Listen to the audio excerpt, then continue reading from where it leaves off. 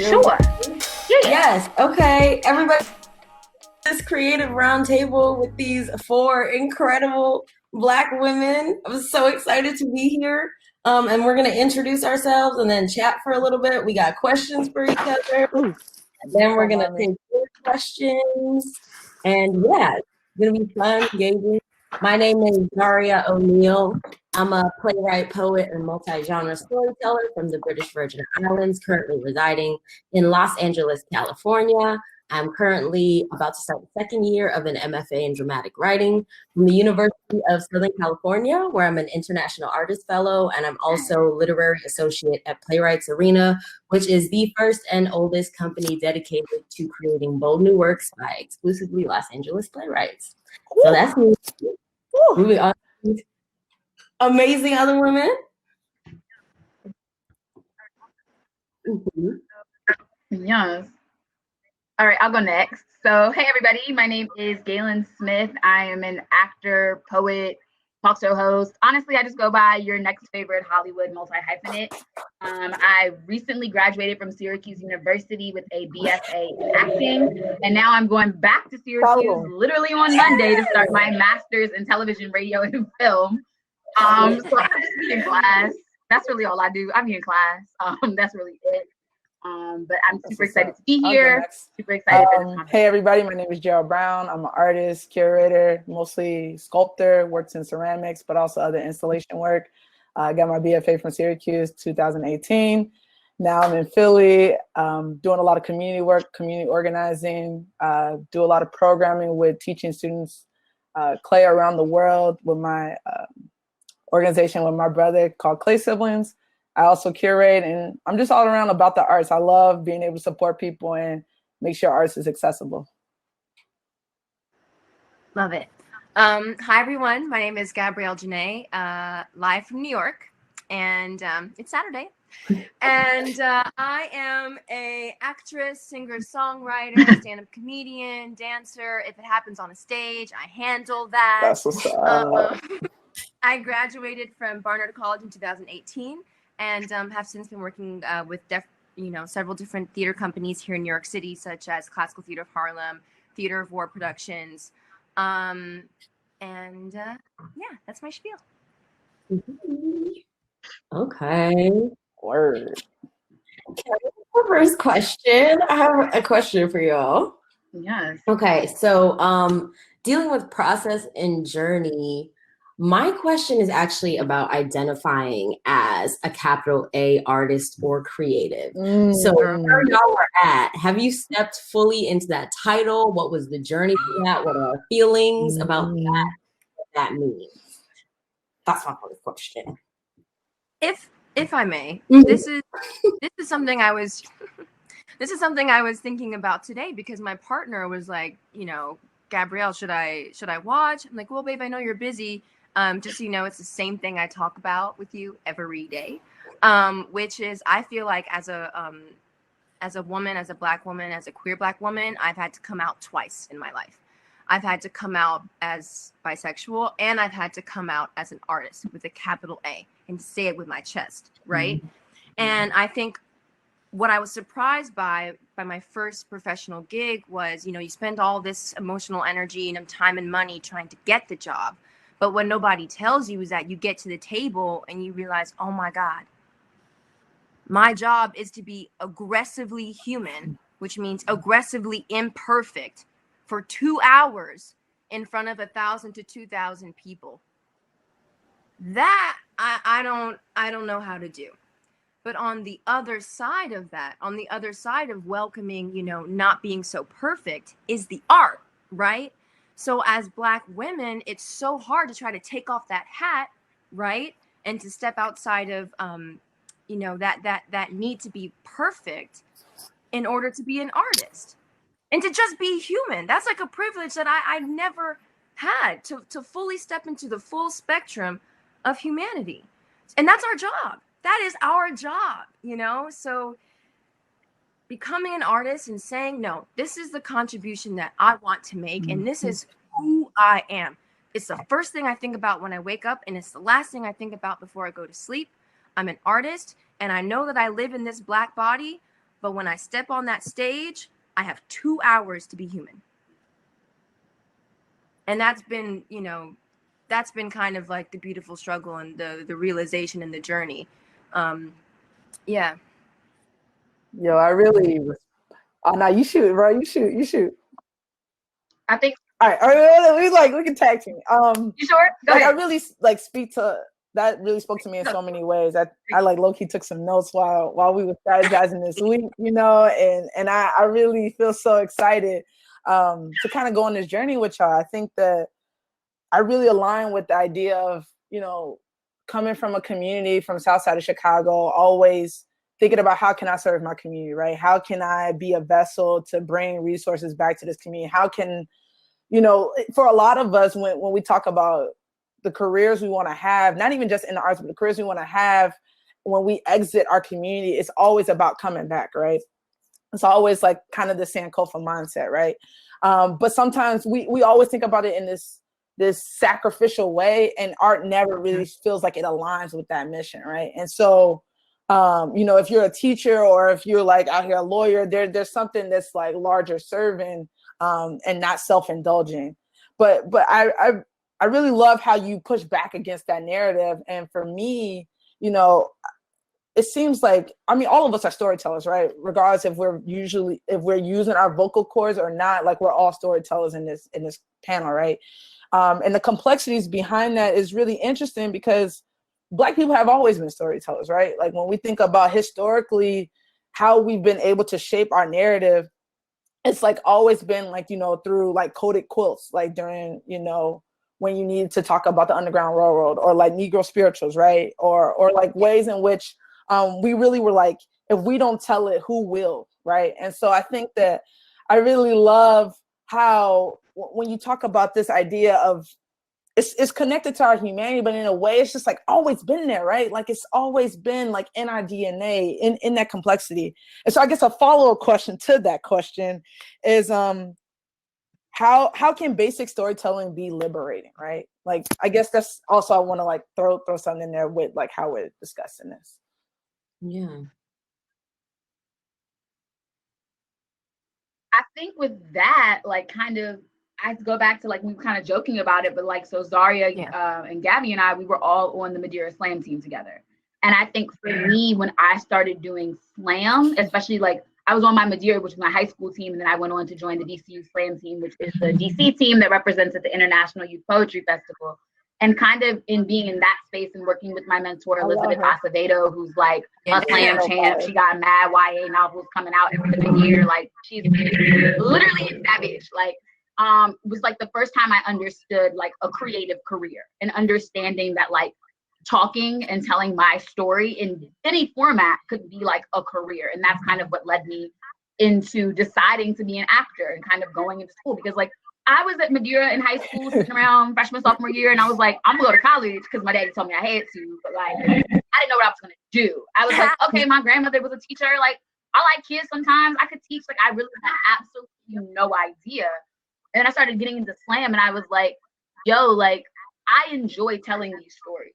And I enjoy the fact that like as an actor, as a poet, and some of the other things that I'm doing, like I am in charge of telling the stories that I wanted to see. Like I think for so many of us, like we grow up, we're not seeing ourselves represented in television, or when we do, they're all women who are like, you know, my complexion or lighter, and most of the time mixed race, even if they are my complexion. Like we're not seeing, like literally I was watching Shark Tank and it was like 2 days ago, and a family came up and had created a doll for their daughter because their daughter had walked down the aisle and was like, I'm ugly because there's no dolls like me, right? Like we consistently grow up not seeing ourselves. And what I think is dope as artists, as Black women, we get to like create that space for ourselves and tell those stories. Like for me, I'm like, okay, yeah, I'm an actor. And I went through, you know, my 4 years at SU, and that was a very traumatic experience. Like studying acting, you know, like studying art at a PWI in a conservatory style program is one of the most traumatic experiences that anybody can go through. Like I just remember my sophomore year, we have a thing called sophomore evaluation. Every performance major takes them. You don't pass them, you can take it one more time. If you don't pass that, you are no longer getting a BFA. So you are out of the track. And I remember I failed my sophomore evaluations, and I was like, what the, like, how did I fail these? I knew I was the EGOT winner before I got it, right? Like, I knew that. And so I'm sitting here, I'm like, I failed. And I'm like, it's because I'm being taught in a white system where what they expect humanity to look like, what they expect expression to look like, is not necessarily intrinsic to who I am in the communities I'm telling. Yes, there were things I could stretch and learn to do better. Right. But overall, I don't think that the fail was accurate. Now, if it was now it's a pass-fail system, right? If it was letters, do I think I deserved an A? No, I could say I probably got a C, but I don't think I failed it. And so having to come back and, like, I think for me, it's the consistent adjustment of, like, what are the stories I want to tell, and how do I want to tell them, and how do I use the systems that I'm in to get the skills, but not change the mindset? Because I'm like, okay, yes, at a BFA, you learn how to breathe, you learn how to walk, you learn how to talk, you learn how to do all of these skills that are necessary to having a long career. Like, I think people talk to me all the time. They're like, why did you get a degree in acting? I'm like, your favorite actors have a degree. Your favorite actors have a master's. Half of the cast of Black Panther had masters from the Yale School of Drama. From the Yale School of Drama. From the same people. So it's like, it's not that I'm wasting money and time getting this degree. I'm setting myself up for success. I'm setting myself up for long-term health. Like, because so much of performance is about health, and so much of art is about having to maintain health. Because I think, especially as a Black woman, when you want to tell the stories of our community, and like you said, giving back in that Sankofa mindset, like, so much of that is hard. So much of that is exhausting. So much of that can be tiring. So it's like, how are you giving yourself the skills in order to support the work?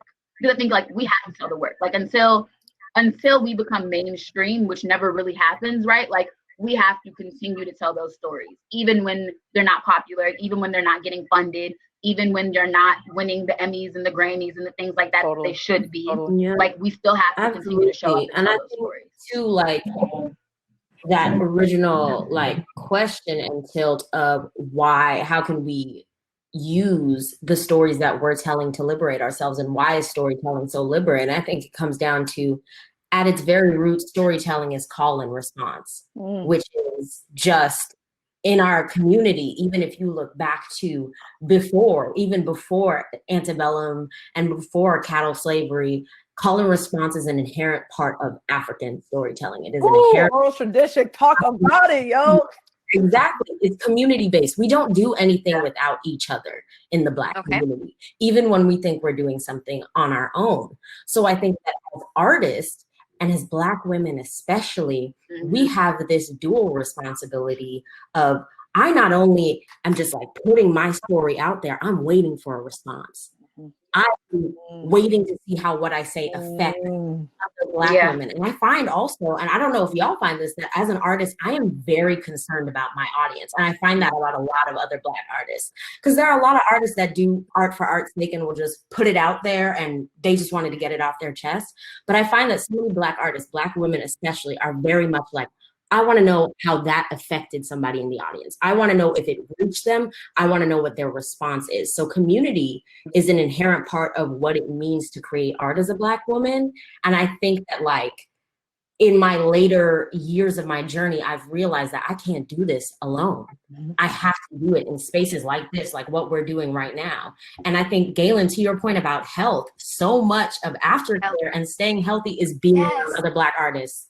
Yes. So important. And if I may, my career started with classical theater of Harlem, and our show The Bacchae is currently streaming for free on YouTube. In our cast, so definitely check that out. But what you said about aftercare is so specific and so integral, because when you think about storytelling as liberating, and I'll just give a personal example. I went to my costume fitting, and I cried. I saw the costume that my character was supposed to wear, and Gabrielle threw a fit, okay? Like, because I was so concerned with, oh my gosh, it was fishnets, right? I was like, oh my gosh, how am I going to look on stage? Like, am I going to look like, is this not respectable? Like, am I going to now be the Jezebel? Like, X, Y, and Z? Gabrielle doesn't need to be concerned with that. Gabrielle's not the one going on stage. It's the character, right? And so when I cried, and I was just crying, the costume designer just knocked on the door and didn't take it personally. Just went, hey, You know, are you good? Talk to me. What's going on? And I explained how I was feeling. And my costume designer was able to be there for me and to listen and to understand and completely go, yeah, I get that. I completely understand where you're coming from. That makes perfect sense. Instead of just, you know, saying, oh, you're being a diva, da da da, because it wasn't really about that, right? Mm-hmm. Being in spaces where there's shared experience, where people understand where you're coming from and won't mislabel the reaction for what it is, incredibly necessary. Mm-hmm. Working with a director who can take 15 minutes afterwards with me to say, Gabrielle, I completely understand why you're having an emotional block with the fact that your character is very sexual, because you're dealing with coming from a very, you know, Christian background, very conservative background, and you've always had to navigate and you know, compromise on that. That allowed me to then be able to heal that part of me that was scared, felt like I wouldn't be respected if I was respected, and allowed me to actually tell the story. Yeah, man. So, you know, being there for each other, this is where I get emotional. Being there for each other, and helping each other understand that for us to be artists is not just to learn a skill. It is for us to address the lifetime of messaging and undoing, right? And seeing it for what it is and working around it so that we can do our job, right? So it's critical. Critical. Yo, I'm promise y'all these ad-libs are genuine, because I swear, like, I like Gaelyn just speaking about Syracuse experience. I'm sure this is like across the board for everybody, but you know, there's a specific kind of evil at Syracuse. No offense to that institution, but you know, like I just like Evil. Let's call it fully that, 'cause it is. showing up, understanding my truth, that I have this story to tell, to talk about. You know, I unpacked a lot of different complexities of Blackness, you know, the good Black versus the bad Black, and how we're oftentimes thinking about what is considered bad, but never really questioning what is inherently being rewarded as good. And creating spaces, installations, work that kind of grapple with those understandings. And so one of the things that is very concerning to me is like this idea of Black exceptionalism, where you're, you know, you're like, if you're not achieving in this gravity defying way, then you are a disgrace to the race, right? And you are mediocre, right? And so, you know, how do we have honest, vulnerable spaces where you're able to not only talk about like, yo, I've been fulfilling this prophecy, right? Like, I'm trying to do some internal work, right, and address that and make work about it. And then your professor talks about like, well, everybody feels that way, right? You're not special. Like, this is nothing to you. You know, everybody feels this way, right? But then in the same breath, like, if I'm working my ass off and then I like, you know, send an email saying like, yo, I've been overwhelmed. This is my senior year. I'm overwhelmed. Like, I need to take care of myself. I will not be in class, but I will follow up with you about stuff. And then you questioning my work ethic, right? But everybody goes through this, right?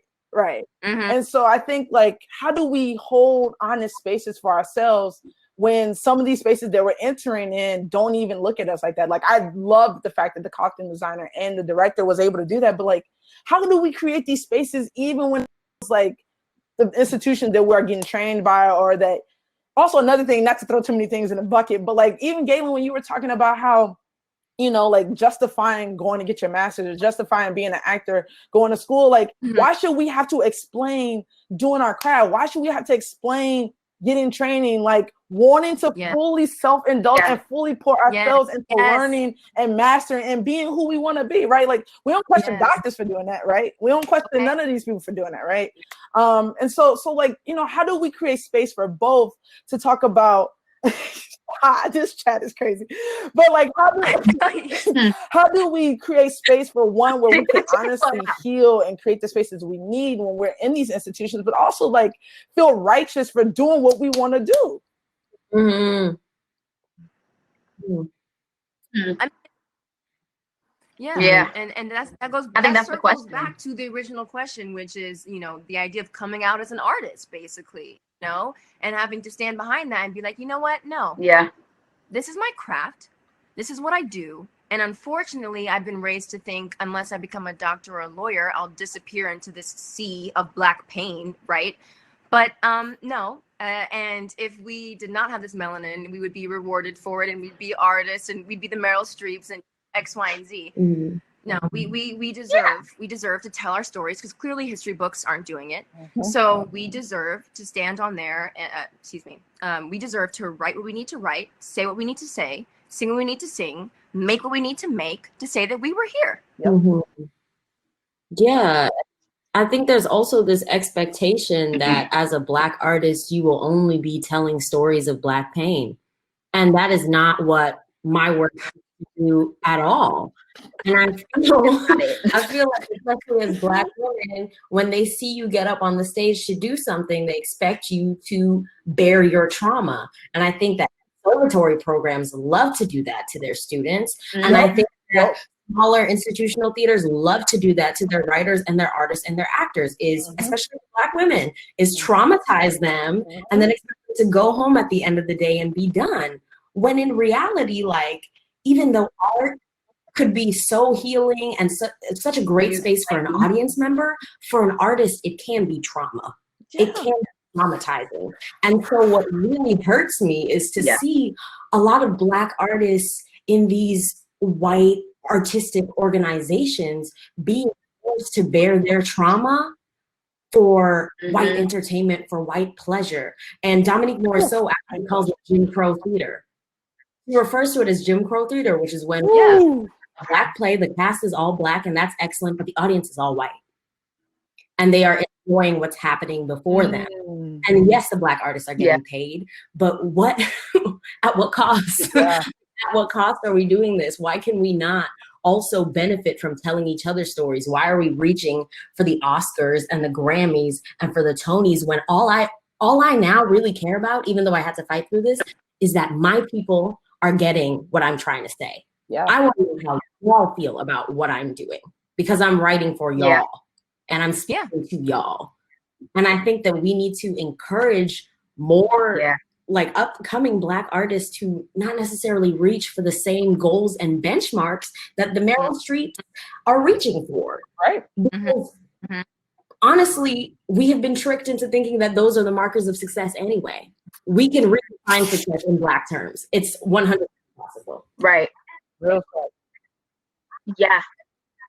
And I think even going into that, right, like I have said this and I will continue to say it, right? Like I am somebody who is very competitive. Like I understand and I'm unlearning how to not see myself as accomplishments, right? Like there was a point in time where like you would ask me who I was and I'd be like, oh, I was the #1 youth poet in the DC, Maryland, Virginia area in 2016. I was the first Syracuse woman. Like I define myself in those things, but it's like I'm still an EGOT before I got it. Like I say that all the time. Like I have the EGOT. I am one of the next Black women EGOTs. Like that's just what it is.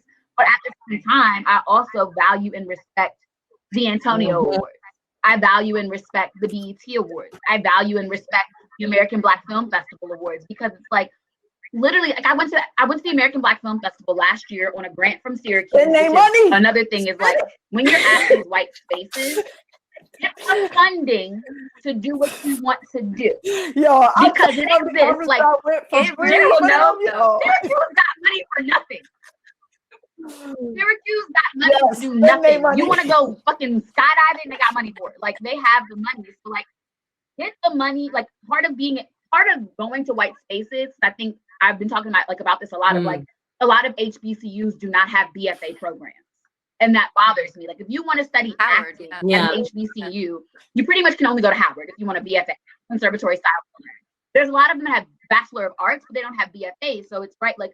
As a person, as a Black woman, I had to make the decision that like, for me, it's like I live 10 minutes from Howard. So the decision to go to Howard kind of was like, I stay at home. Like that's not really what I wanted to do. So it's like you make the decision to go into these white spaces. And so you take what you get from those spaces to have access to what you want. So I went to the American Black Film Festival and I'm like, oh, this was created because Jeff Friday was like, Cannes Film Festival, it don't want us, it don't take us. So I'm going to create the same experience for Black people. And just being there, I met so many people who were my age, who are filmmakers. I have a friend now who's literally casting for his senior year thesis film. And it's like super dope experience. Like being in these spaces where we can celebrate ourselves, kind of going back to the question of like building community. Like anybody who knows me at Syracuse, like I was never in the drama department.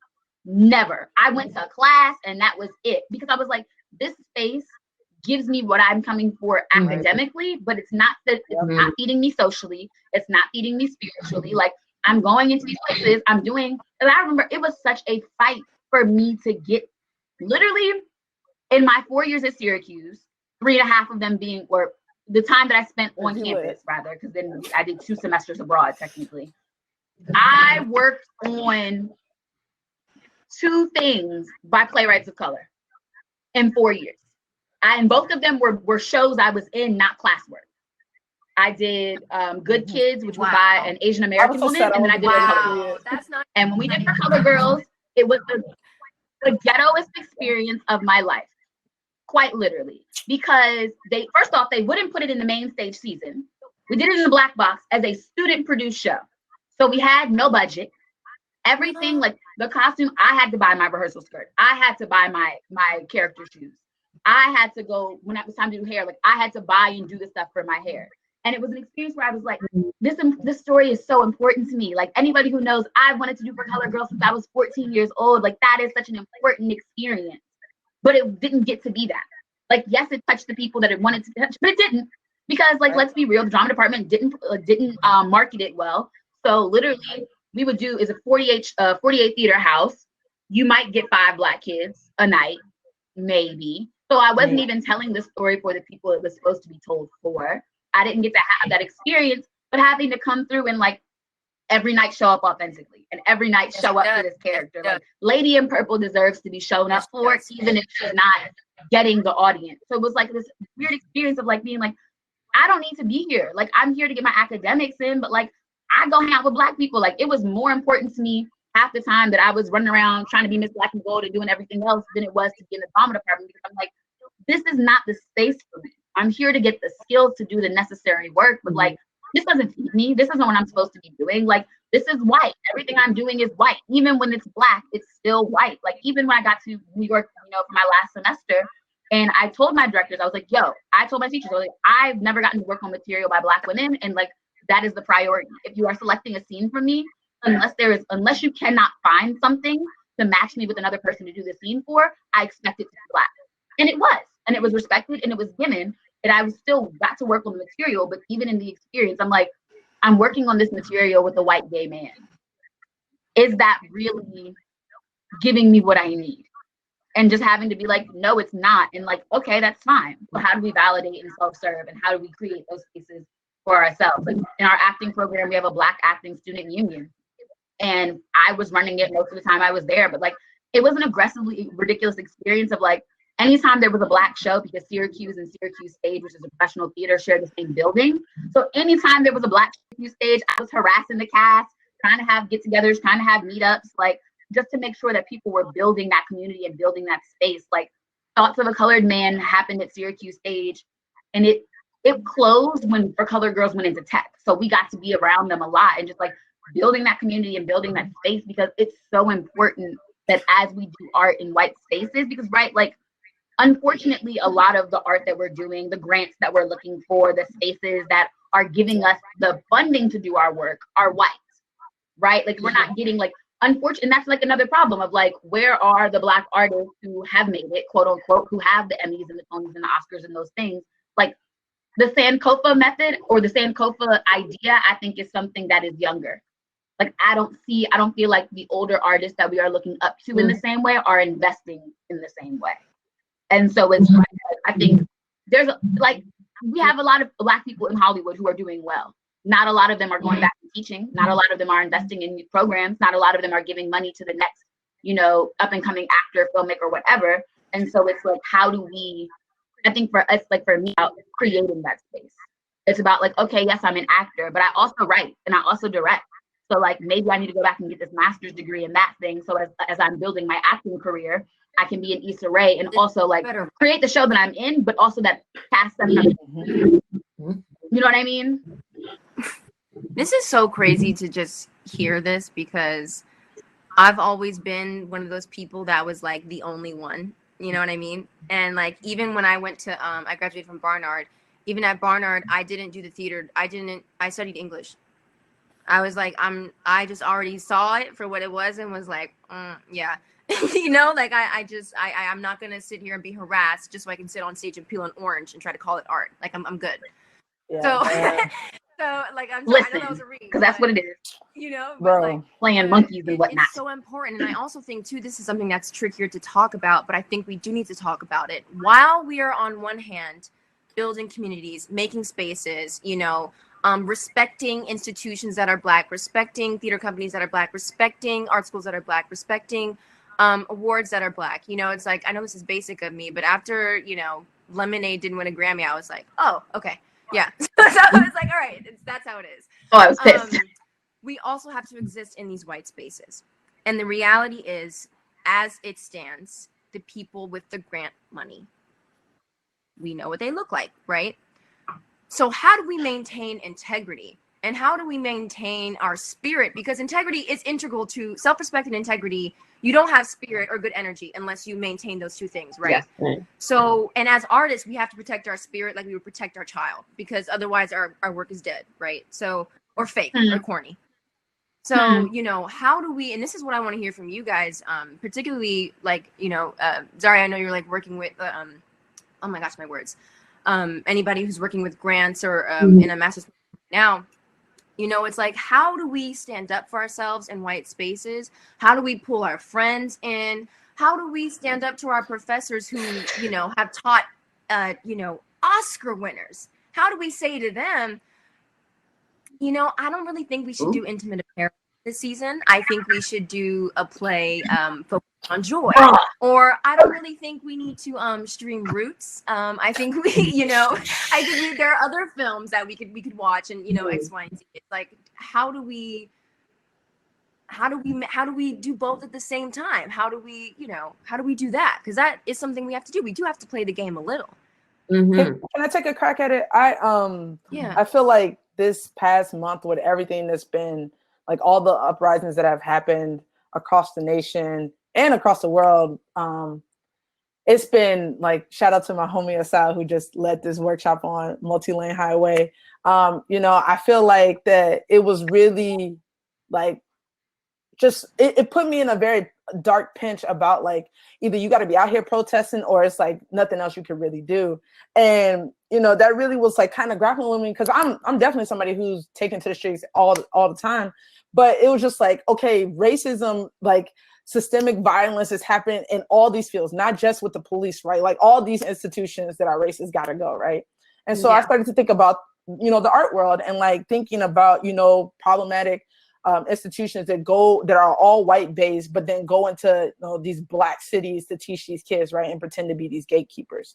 And one thing that I've learned over the past couple of weeks has been like just calling people out and holding them accountable in multiple ways. And so one thing that I did, not to center myself, but I like had a very weird experience with the organization I was working with, and I just made a video about it. I mean, I didn't like specifically go into them, but like talked about like, yo, we are all have friends, like especially in the clay world because it's so tiny. We all have friends who are curators. We have friends who are either executive directors, or we have professors. We need to be having conversations with all these people, right?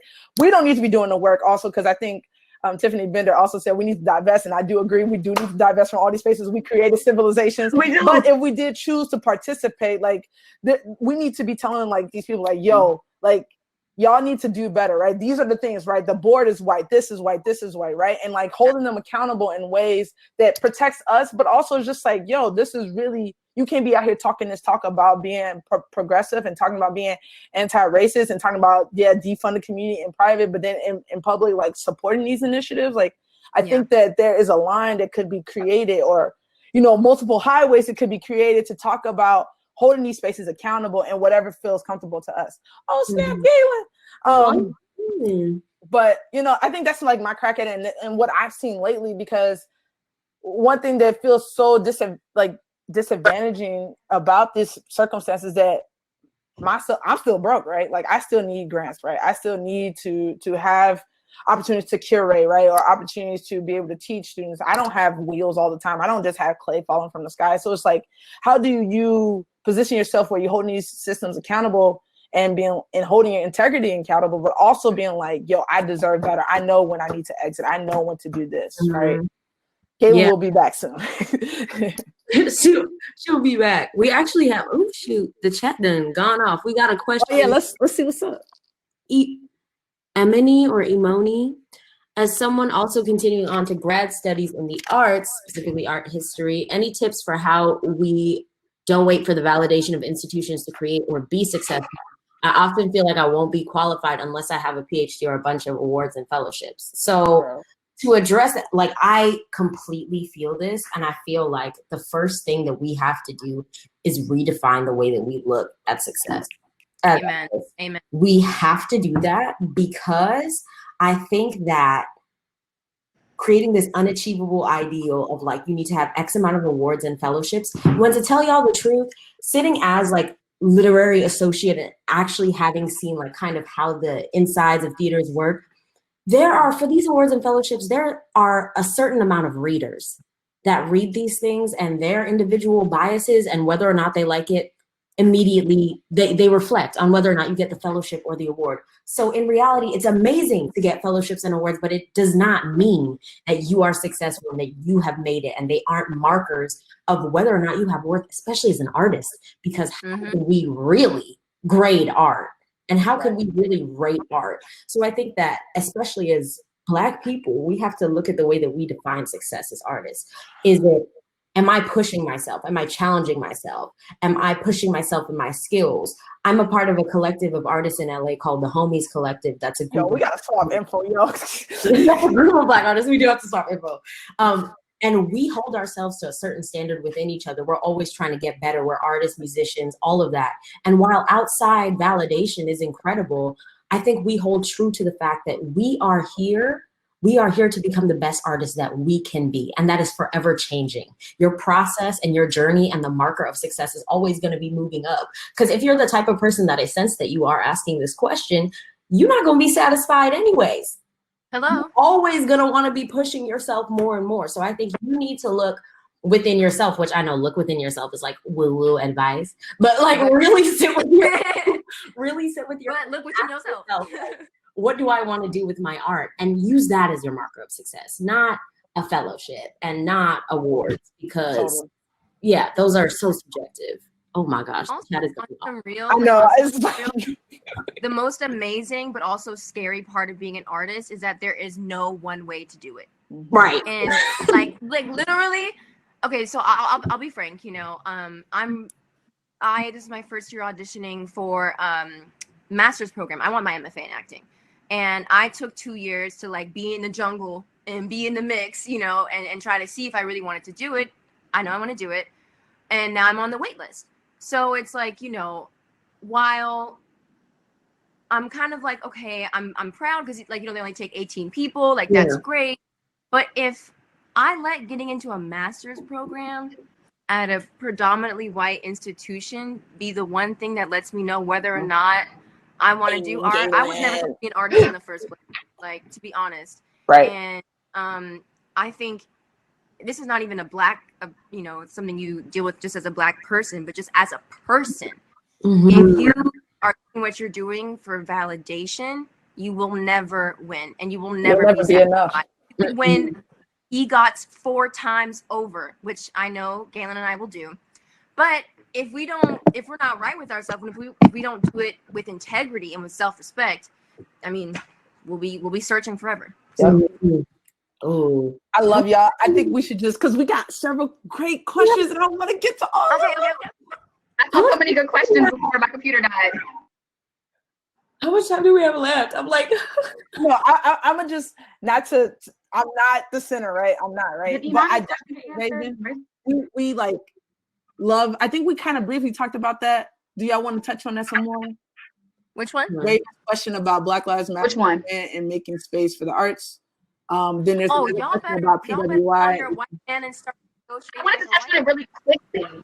Take advantage. Take advantage. You said what now? Take advantage of this moment. This is the moment we've been waiting for. This is the moment we've been waiting for. You better make like Chad and start negotiating. But also, like, I feel like so many black, specifically actors, I think this is in this industry is where the Black men have been showing up, is like Michael B. Jordan had a whole speech at a BLM rally about like, not only like, because I think Michael B. Jordan is somebody who actively is leveraging his privilege in the industry and as a Black man to create space for Black artists, like with his inclusion writer, with his production company, but like so specifically talking about like he's no longer having police on any of his sets.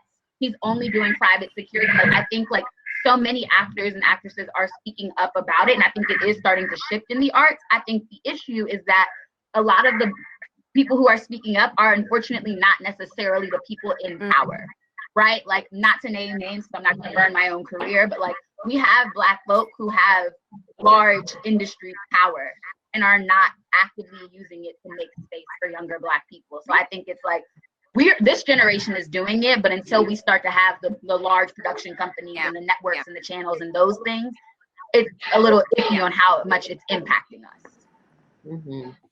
Definitely. Are we, how much? Like, I could stay here. I know, yo. Someone asked about the theater and directing in the area. They can't seem to get their foot in the door. From my perspective, they see. This is a good tip. Just to answer this question for anyone who like really is trying to get started as an artist, because there's so many ways to do it. How I got my first job was, and because I'm a psycho Virgo, I came up with a list of 10 Black people who had careers that I wanted, went on their Wikipedia page and just tried to find the common denominators, and then just started like going after those common denominators. So that's like a very simple tip if you're feeling lost. IMDb is your best friend. IMDb Pro, if you're a student, if you still have access to your student email, get on that, get that 30-day free trial, because not only can you see like everyone's credits, you can see their agents, their managers, and the casting agencies that they're signed to. And literally, I mean, I have an agent. I was blessed that I went to a PWI with a showcase, and I'm at the number 7 drama program in the country. Like, we have a showcase. And so I was blessed to get an agent that way. But like, go start cold emailing people. Literally, I tell people all the time, if you're saying you're an artist and if you're saying you're an actor and you don't have a headshot, you don't have a resume, you don't have at least a monologue on tape, whether it's a whole reel or not, but a monologue on tape, like, you're not serious. Like, I think it's also like, as artists, we have to be serious. Like, in the same way that like doctors sit down and they study for the impact. They learn the techniques of how to cut and sew and do all that. Actors, everybody want to be an actor. Nobody want to do the work. Like, and that's not to say that you have to go to a BFA to do it, but like, are you reading plays? Are you watching new shows? Are you reading Deadline? Do you know that Katori Hall has a new show that's coming out next month for Black women? Like, what are you actively doing to enrich yourself, even before you get an agent, even before you get the job? Because let me tell you, when you're non-equity, trying to get on Broadway, you know what you do? You go sit in the audition room for 18 hours. You sit there, you get up at 6 in the morning to put your name on a list on a wall, to hope they're taking the unofficial list, to then sit there and hope that enough equity people don't show up that you get seen.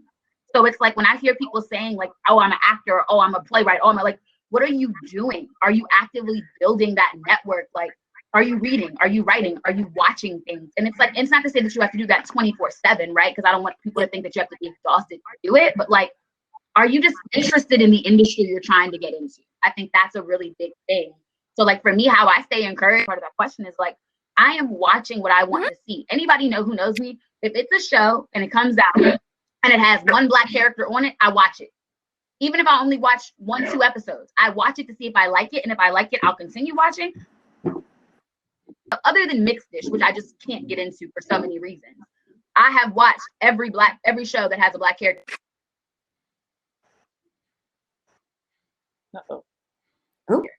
So I know what are the types of shows that are being out right now? What are the roles I could be considered for? Could I be on this? Like, oh dang.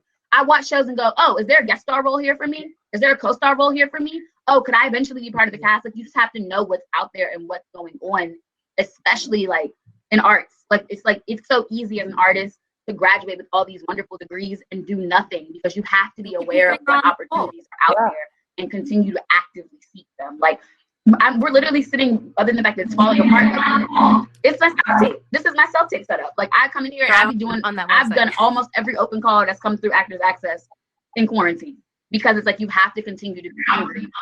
Girl, listen, you be out there trying to read these NCIS guides, looking at them like, I don't even watch NCIS. Let me go watch a scene. Like, it's a consistent struggle. And I think it's consistent, like, pushing forward of like staying encouraged and staying like, do the work that's necessary, and then look at the stuff that fulfills you. Because like, right, like, some of the shows I'm auditioning for, I don't watch. They don't fill me. but I know they're gonna fill the bank account. So that way, until I get to the point where I'm doing roles, because the eventual thing of an artist, I think, regardless of what your art is, like what it is like to get to a point where you are only taking jobs that fulfill you artistically and financially. Sometimes you're just doing the one that's artistic, and you out here doing you doing for Color Girls in somebody's basement, and it's the best production you ever gonna do, but you're not getting paid for it. And sometimes you're on Broadway, kicking your face, doing 8 shows a week, and you hate the show. But eventually you get to the point where you're doing, what you want to do, and it's giving you the money. Like Viola Davis and Taraji P. Henson and all these women who are now making $1 million an episode. Taraji P. Henson said until she worked with Tyler Perry, she had never made $500,000 on a job. That's ridiculous. Taraji P. Henson has one of the most expensive Black acting records of anybody, and she wasn't making until she started working with Tyler Perry in 2005. She'd already done like 3-4 movies by then. She couldn't even make $500,000. Like it takes time to get to the point where you're financially getting to what you want. But like for me, I just be like, okay, split it in half. If it's doing at least one, then I'm two good. things I'll add to that real quick, because I know we're cutting short on time. I'm good right now. For other creatives, in addition to like theater, I like also look at resumes, like similar to what Gabrielle says. Like I just look to see like what was one of the first residencies they've done, what was one of the first fellowships they got, what companies they worked with, like looking at the beginning stages, right? Not looking at where I see them now. And then also like reading, like I love books, right? Like I love, like shout out to pleasure activism, shout out to Eloquent Ray, shout out to, what else am I reading? Like Octavia Butler, like books that not only are informing my practice, but informing my mindset. And just ask on Twitter. Just ask me on Twitter. Catch me in the comments. How do we end this, my friends? Terrible joke. Right. Catch me in the comments. Okay. I'm at G Smitty on everything. Bye.